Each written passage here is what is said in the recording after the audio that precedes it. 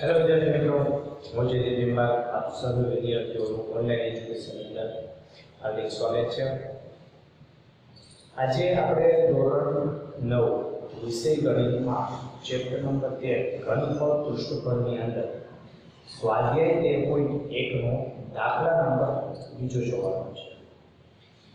દાખલો કંઈક આવો છે કે એક રૂમની લંબાઈ, પહોળાઈ અને ઊંચાઈ અનુક્રમે 5 મીટર, 4 મીટર અને 3 મીટર આપેલી છે। પરિસ્થિતિ એક રૂમ છે, તેની લંબાઈ, પહોળાઈ અને ઊંચાઈ આપેલી છે। એનો મતલબ એમ કે રૂમ છે તે લગભગ ઘન આકારનો છે।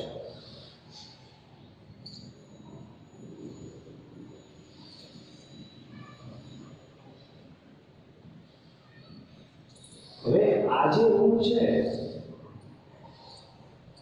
એ રૂમને આપણે કલર કામ કરવાનું છે, પરંતુ કલર કામ માત્ર ને માત્ર બે જ જગ્યાએ કરવાનું છે। એક તો રૂમની દિવાલ જોઈએ તો કેટલી આવે કે ચારે બાજુની દિવાલ એટલે 4 દિવાલ અને એક છત એટલે 5 ભાગમાં જ આપણે 4 દિવાલ અને એક છત 5 ભાગમાં જ આપણે કલર કામ કરવાનું છે। નીચેનું જે તળિયું છે તે આપણે લેવાનું નથી। તો અહીંયા પહેલા તો આપણે લંબાઈ તમને આપેલી છે L બરાબર 5 મીટર, પહોળાઈ એટલે બ્રેડથ એટલે D 4 મીટર આપેલા છે, હાઈટ h એટલે કે 3 મીટર આપેલા છે। હવે દીવાલ અને છતનું કુલ પૃષ્ઠફળ ક્ષેત્રફળ શોધવાનું છે। એટલા માટે આપણે ક્ષેત્રફળ એટલે કે પૃષ્ઠફળનો ઉલ્લેખ કર્યો છે।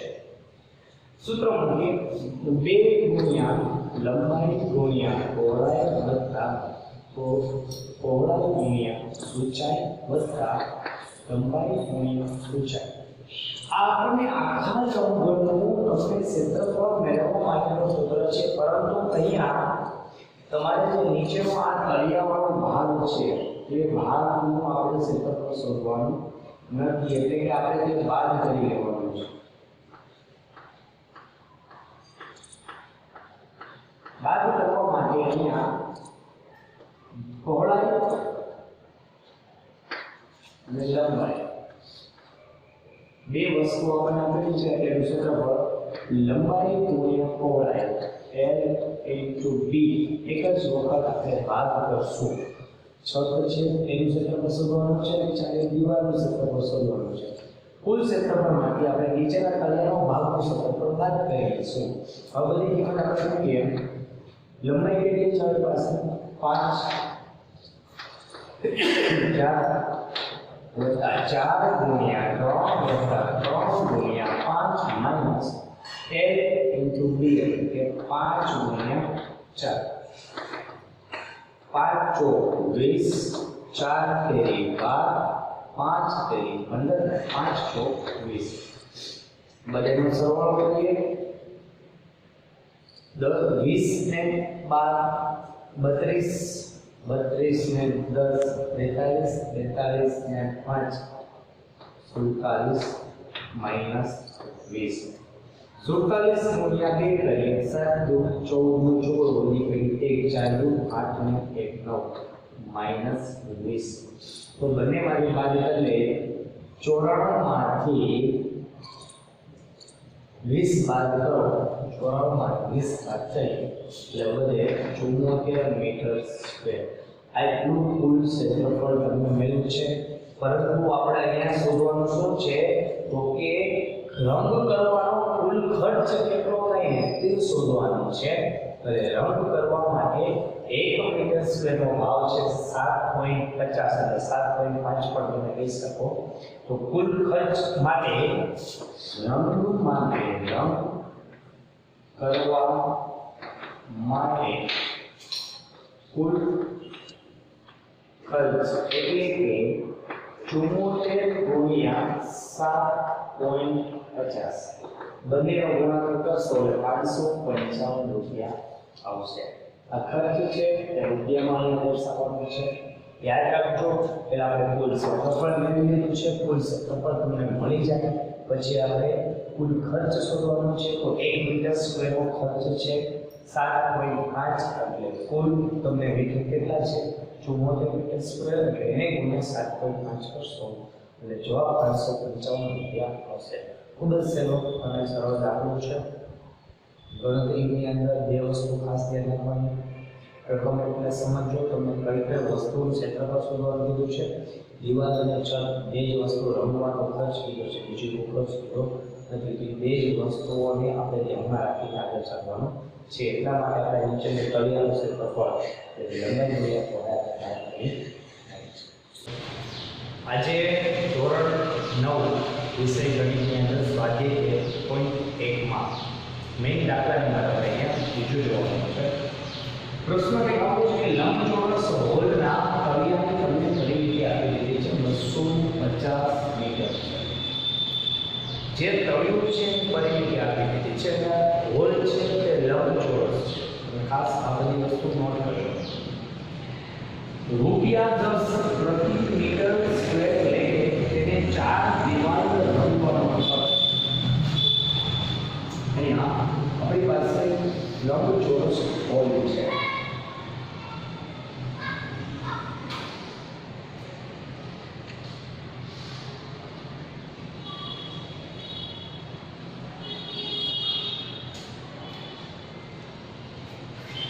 તમને અહીંયા આજે છે પહોળાઈ છે b, બ્રેડ આ લંબાઈ છે l અને અહીંયા ઊંચાઈ h. તમારે 10 રૂપિયા લઈને ચારે દિવાલનો ખર્ચ. એક દિવાલ, આખી બીજી દિવાલ, આ ત્રીજી દિવાલ અને આ ચોથી દિવાલ. 4 દિવાલનો ખર્ચ 10 રૂપિયા લઈને 15,000 આપેલો છે. હવે તમારે હોલની ઊંચાઈ કેટલી છે તે શોધવાનું છે. પહેલા તો આપણે જે માહિતી આપેલી છે તે માહિતી આપણે જોઈ લઈએ. તમને હોલ લંબચોરસ હોલના તળિયાની પરિમિતિ આપેલી છે. તળિયાની પરિમિતિ 250 આપેલી છે. તળિયું છે કેવું છે તો કે લંબચોરસ છે. લંબાઈ અને પહોળાઈ બે જ વસ્તુ છે.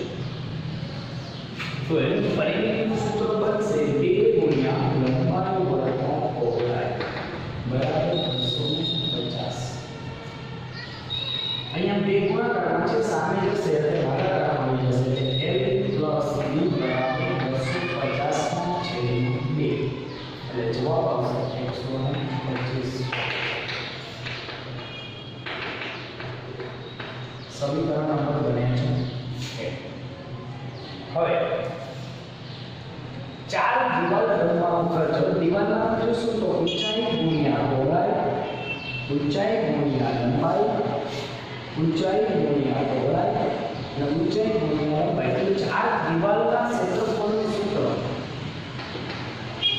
4 દિવાલના ક્ષેત્રફળ બરાબર તમને આપેલું છે 15,000 રૂપિયા ખર્ચ આપેલો છે. એને ભાગ્યા એકમ ખર્ચ કરીએ એટલે કુલ ક્ષેત્રફળ 1500 મળે છે.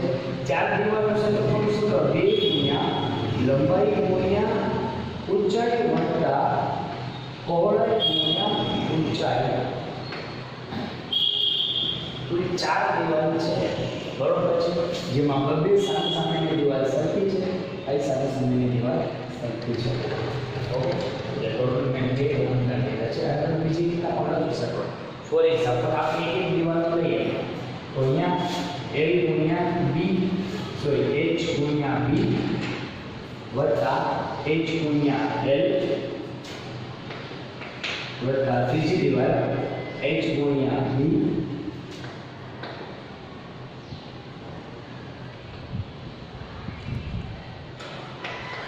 વત્તા h ગુણ્યા l બરાબર છે 1500. તો તમે અહીંયા જોશો તો l h l h h b h b b h એટલે કુલ કોમન દેખાય તો h b + h l બરાબર 1500 જેમાં બંનેમાં કોમન છે h b પ્લસ l બરાબર 1500 બે ગુણાકારમાં છે સામે જશે એટલે ભાગાકારમાં આવી જશે એટલે 1500 ના છેદમાં 2 હવે l પ્લસ b ની કિંમત સમીકરણ 1 પરથી 125 લઈએ એટલે 125 બરાબર 1500 ના છેદમાં 2 125 ગુણાકારમાં છે સામે જશે એટલે ભાગાકારમાં આવશે એટલે 1500 ભાગ્યા 125 ગુણ્યા 2 હું ડાયરેક્ટ આ બે ગુણાકાર કરી નાખો એટલે આન્સર આવશે 1500 ના છેદમાં 250 બીજું કેટલું પડી ગયું 25 ચોકો 100 25 50 125 ને 25 6 150 એની બરાબર આવશે 6 મીટર તો આવી રીતના હોલની ઊંચાઈ તમારી પાસે 6 મીટર હશે ખૂબ જ સિમ્પલ દાખલો છે સરળ દાખલો છે લોજિક ડીપ છે ક્વેશ્ચન